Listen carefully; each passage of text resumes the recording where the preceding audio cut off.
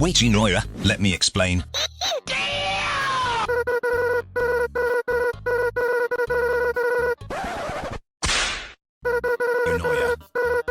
Eunoia, just look at your phone.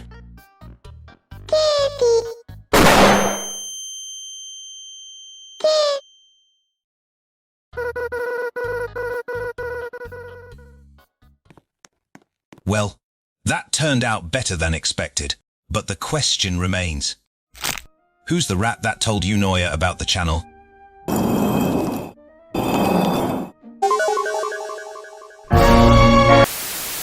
Now, before we get into the video, I want to start off by giving a massive thanks to every single one of you guys for the massive support you guys gave me for my first Forsaken video. 400,000 views, 12,000 new loyal subscribers,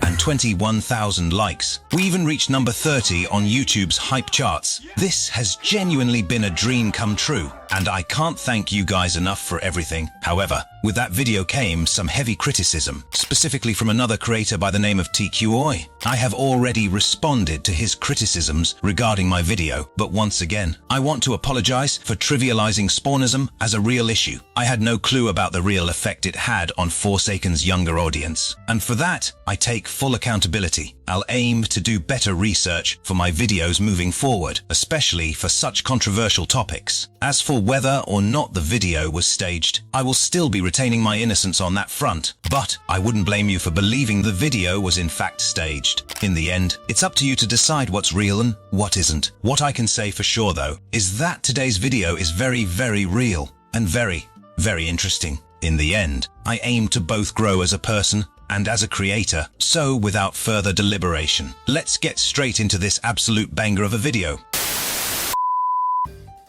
Hello there. Today, I have an underdog's story to share about the time I brought an entire server of Forsaken veterans to accusing me of being a filthy hacker. Let me explain. I was planning to record some footage with Cool Kid using the mafioso skin, when, little did I know, I had just joined one of the sweatiest public lobbies I would ever witness in Forsaken. Here's the lineup I was dealing with.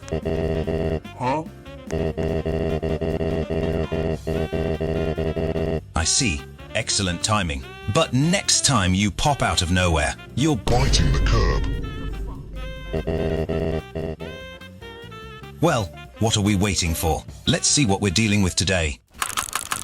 Firstly, a player with 600 killer wins and over 2,000 survivor wins.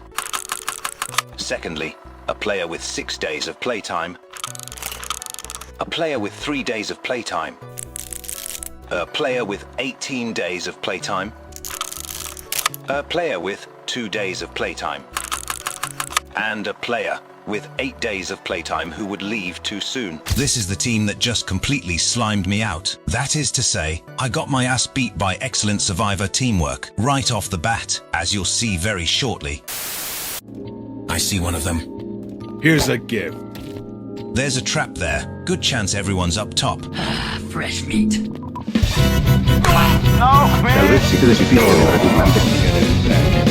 Bit of a bad start, but we'll recover. I'll just focus this Shedletsky first. Predictable! Oh! Okay, let's try that again. We'll find. I'll summon the boys here to force this guy down. The slowness on the fall should make for an easy kill.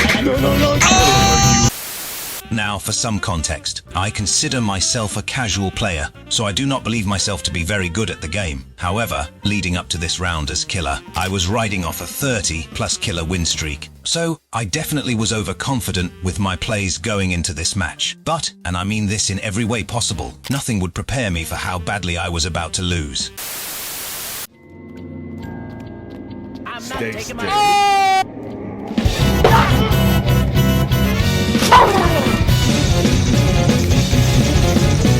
These 2 times really just do not let up.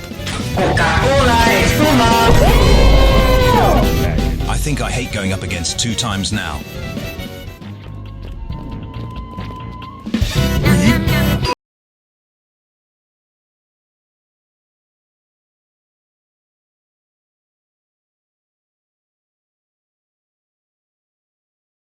I was getting absolutely destroyed. Every time I got close to killing that single Shedletsky, I'd get stunned again, and again, and again, and again, and again, and again, and again, and again, and again. You get the idea. I would eventually lose the round without killing a single survivor, which understandably left me a bit frustrated. Now at this point, I could have easily just hopped servers and gone about my day. But rather than giving up, I realized that this was a proper challenge I could take on to improve as a player, an opportunity to learn about my shortcomings as the killer. So I knew I couldn't leave the server until I could adapt to this insane team composition and finally win as the killer. I knew my best chances lied with my best killer, that being the slasher, but I would soon learn that a goal like this wouldn't be so simple to achieve. If you guys enjoy the video, make sure to like and subscribe, and feel free to join the Truffle Mafia Discord in the comments below. The folks will be more than happy to have you around. Going into this round, I had one thing on my mind: don't get stunned. Obviously, easier said than done, but I was definitely more wary of the plays I was making. I couldn't let my guard down against a team like this. I see you. Give it to me! Fire in the hole! Alright, guess I'm killing this guest first. I've got you in my sights. Oh no! Wait. Just wait! My dominion shall reach into infinity. Pretty quick kill going into the round. Usually, this would bode well. But as I said before, things wouldn't be so simple. Hello again, dumbbell! I got this!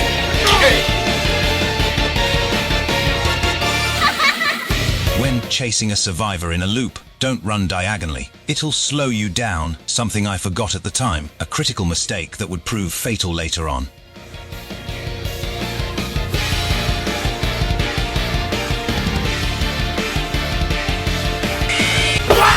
As you could probably tell, things were not going well for me. I was still just running into every stun that comes across my way. I was also chasing suboptimally, being too cautious for backstabs, causing me to move sideways in shift lock, which slows me down greatly. The thing is, our greatest heroes, such as Tony Stark, make it a point to always learn from your mistakes. Too bad I'm not fucking Tony Stark. Because I would proceed to get farmed by stuns again, and again, and again, and again, and again, and again, and again, and again, and again. Right!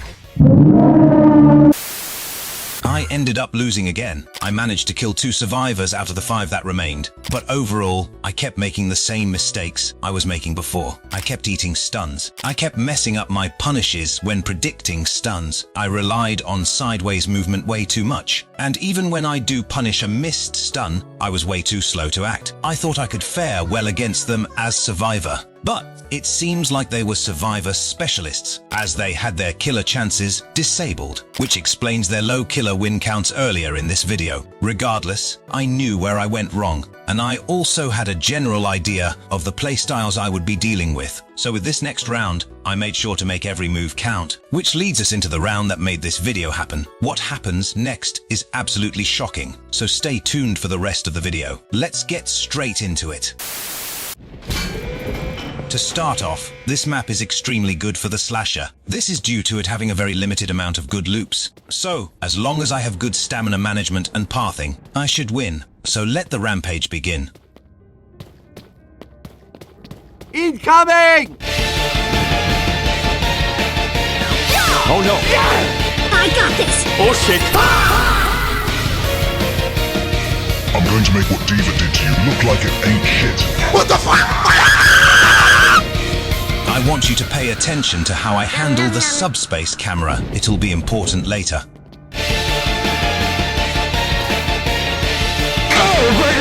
Fun fact, competitive Forsaken makes it so that matches are 1 killer against 5 survivors. It's something I learned recently, which is a funny coincidence. Anyway, watch me parry this 2 times.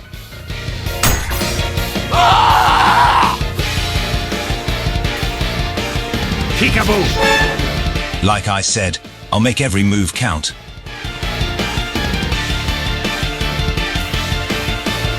Now I'm panicking.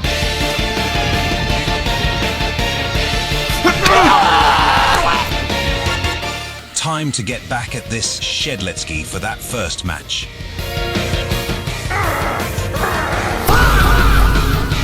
Get him up, let him get up, let him get up, let him get up. It's at this point I start falling into bad habits again. Don't do what I do and move sideways as the killer. Gotcha, bitch! The Elliot is the 18-day player I mentioned before, so they're the biggest threat for last man standing. After I kill this Shedletsky, I'll go after the Elliot next.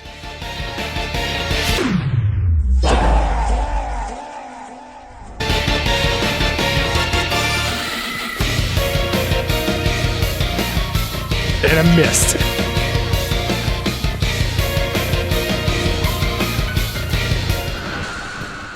Tried to read a slash despite it being on cooldown, but luckily he didn't keep running forward, so it worked out. All that's left is a Taff and an Elliot. If I manage to kill the Elliot first, this win should be guaranteed. Let's finish this. Target spotted. I need to start the chase as close as I can to the survivor. We?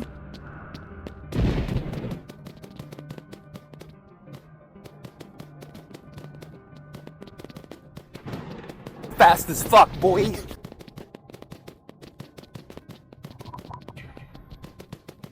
All right, this is a good distance. Let's do this. Target acquired.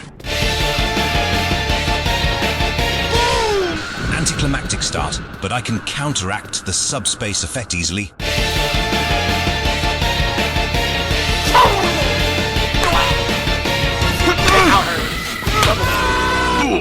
There we go. It's time for last man standing. Let's lock in and bring this win home. You don't understand. Why are you doing this, bro? I've been doing shit all day, bro.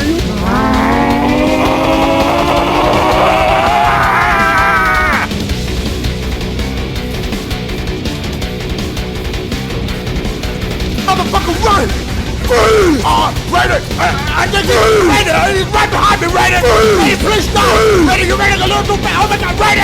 He's right behind me! Oh my god, Raider! It's pretty much over. I have the stamina advantage and I can cut off the Taff. Good games and well played.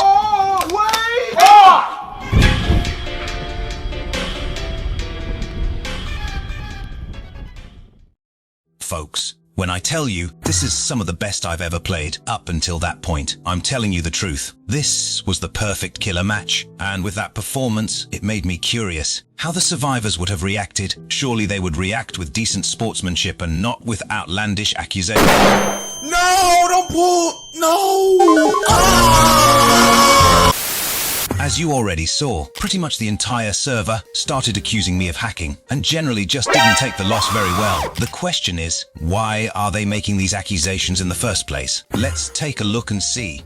According to the player with 18 days of playtime, as well as the player with over 500 killer wins, there was an instance where I followed the Elliot despite being subspaced, which meant I was apparently using a tracking script. Now, in response to this, I'd like to give a lesson about a technique one can use to completely offset the subspace camera effect. Let me explain. Now, how the subspace effect works is very simple. When hit with it, your camera will be forced to turn a random direction. The thing is, this effect is independent of your actual camera movement, which means you can still move your camera any way you want, which means to counter subspace, all you need to do is shift your camera in the opposite direction of where your camera is being forced to turn. This works as long as you're in shift lock or holding down right click. If done correctly, the subspace effect should have little to no effect on you. And that's all, folks. As always, please do not harass anyone mentioned in this video. In the end, it's just a game and we're all here to have fun. I have absolutely zero issues with anyone I played against today. If you guys enjoyed today's video, make sure to like and subscribe.